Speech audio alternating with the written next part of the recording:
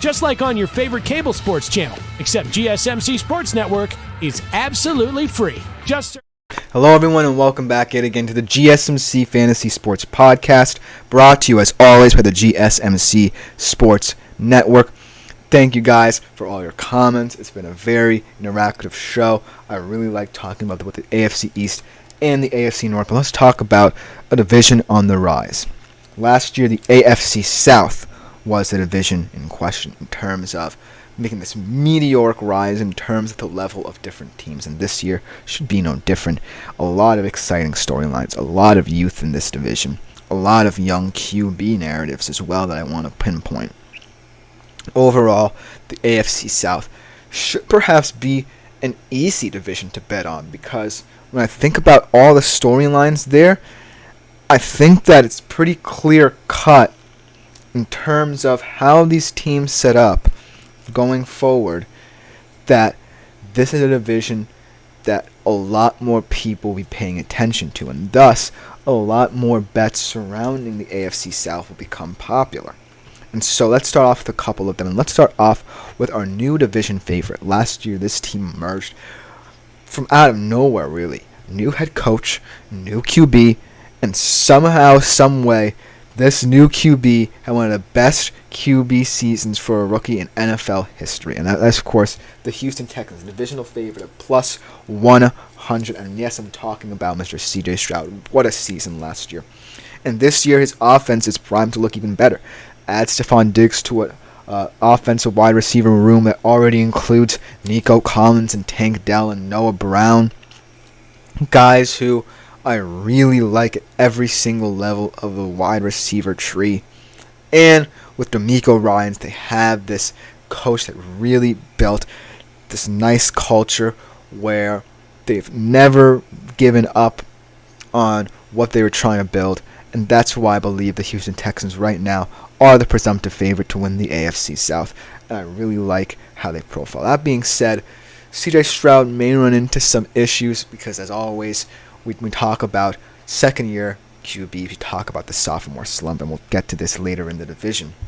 But think about the whole AFC South, and I think about all the QBs in the AFC South. Out of all the ones I want to invest in, if I were an NFL GM, it would be CJ Stroud.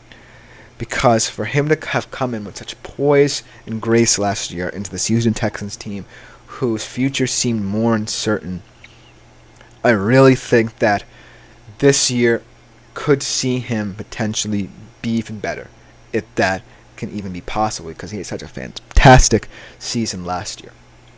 So, that being said, I really like the Houston Texans to win the AFC South. In a plus 100, it's perhaps the safest bet you can get in the AFC South. Let's talk about another young QB, another second-year QB. Well, technically, kind of a rookie, if you know what I mean, after an injury he sustained last year. Let's talk about Anthony Richardson in the Indianapolis Colts for a minute.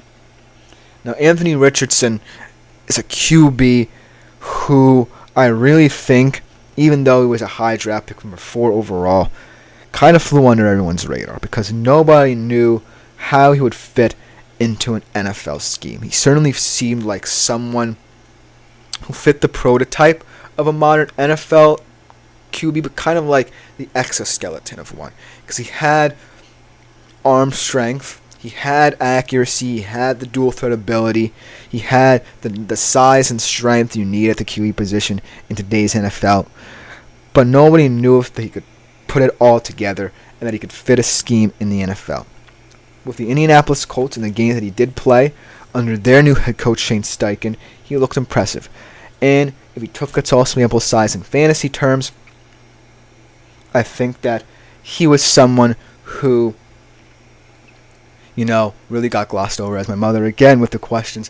Thank you, Mom. Meryl Shepard says, what about the Texans releasing Noah Brown? I actually did not know this was a great target for Stroud.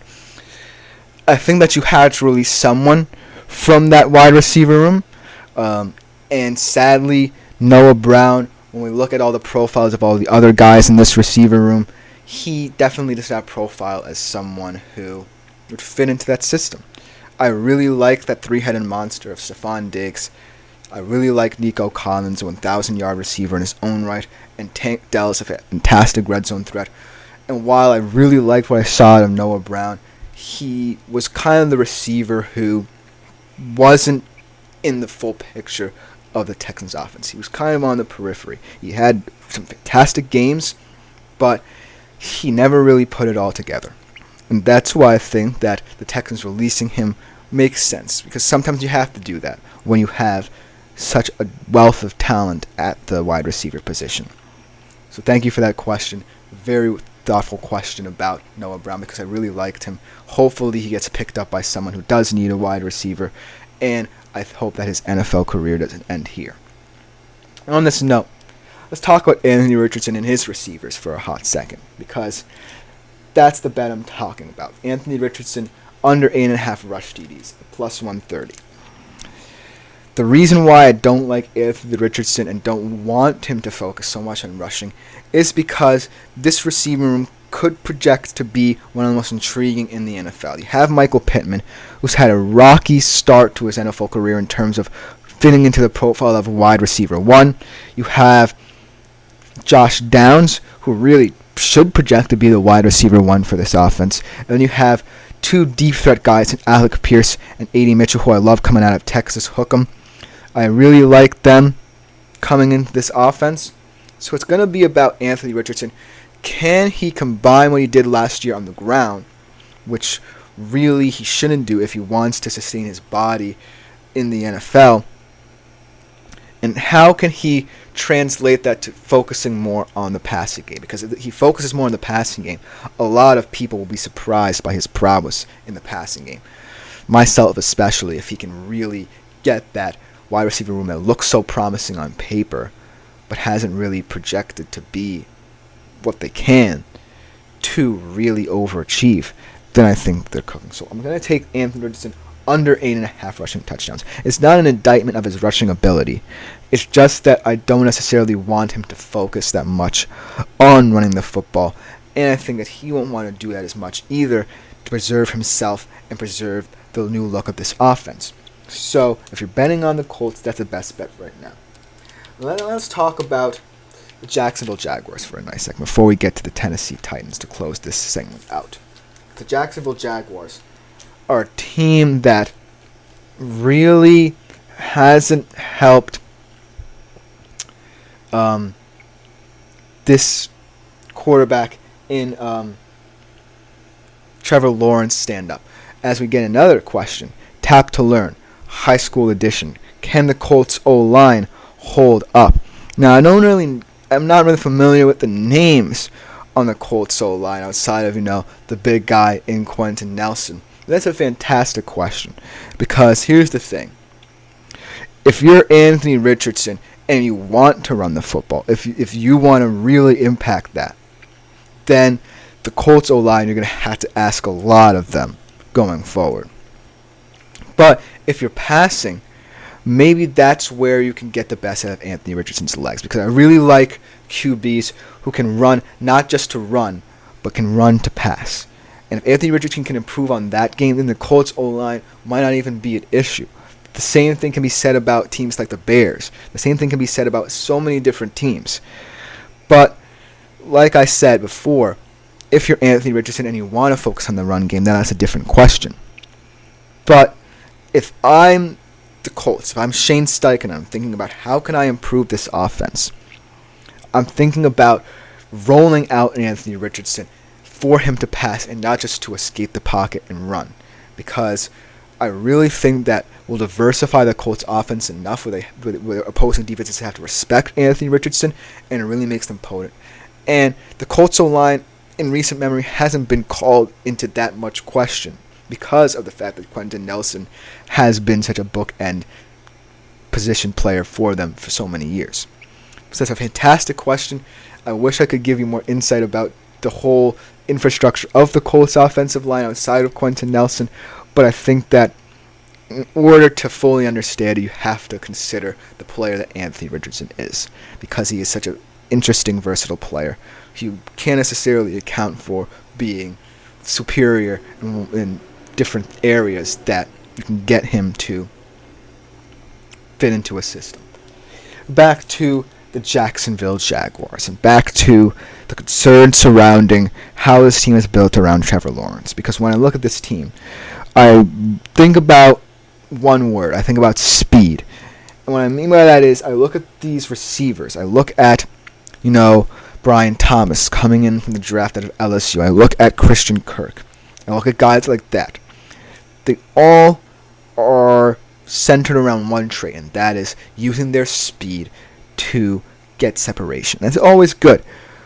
But it can't always be about speed beating corners and safeties down the field. It has to be variation. That's the concern here. Because if Trevor Lawrence doesn't have a receiver who can be a proper route runner outside of a tight end, Evan Engram, let alone anyone outside of that, he's going to need that. But in Brian Thomas, I think you're going to have to trust with that if you really want to trust any Jaguars wide receiver. I'm going to take the over in 4.5 touchdowns. And the reason why I'm taking the over is that Trevor Lawrence actually is a fantastic deep ball passer. It's just that in terms of varying his deep balls, his short balls, his intermediate area throws, that's where I want to see him improve. But in terms of the deep balls, and Brian Thomas coming in as a vertical threat, that's there. Listen to this stat. In terms of the high percentage of passing fantasy options, he's in like the 60 percentage points in terms of that. So if Trevor Lawrence can really key in on Brian Thomas, then I really believe that he is going to be someone that a lot of people can pick up in fantasy, can rely upon in terms of betting, and can rely upon, first and foremost, if you're a Jacksonville Jaguars fan, in the Jaguars offense. Because they need someone who could add variation to what Trevor Lawrence's passing profile looks like. And then, to conclude this segment, let's talk about the Tennessee Titans, because they're a very, very controversial team here. Because of not just Will Levis and the potential he brings to this offense as a young quarterback, but they're kind of weird wide receiver room. You have Calvin Ridley coming in from Jacksonville, who has had stretches in the NFL where he has looked like a fantastic receiver no matter where he's gone. And then you bring in DeAndre Hopkins. And the weirdness of that dynamic leads me to believe that the Titans really think that either Will Levis is the guy or they're trying to paper over the cracks in terms of making this team look more appealing on paper than it actually is. And I think that's more of the latter, which is why I have the Titans an interesting bet here to the last winless team at plus 800 in the NFL. That's crazy considering that we were talking about the Pats as having the worst record. We were talking about the AFC East. But when I look at the start of their schedule, and I think about all the teams that they have to play to start off the year, the first 6 weeks, listen to this gauntlet. They play the Bears to start off, which could be an interesting game because Caleb's going to be broken in. They play the Jets, another interesting game. We're going to have to see how the Jets' offense looks early on. Then they play the Packers, Dolphins, Colts, Bills, and Lions. That's a fascinatingly tough stretch if you're the team. You might go winless in this stretch. The question is whether or not they can be competitive and whether or not this fascinating offense on paper can actually mean something on the field. And having it translate through Will Levis is going to be important for his growth as an NFL quarterback because of the fascinating nature of who he profiles as. But that should just about do it for this segment. Thank you again for all the questions. Keep them coming as we continue in this show as we're the last AFC division betting preview, and our last betting preview as a whole for all these divisions comes up with the AFC West, another division where you have a lot of questions. We will be right back after this short break.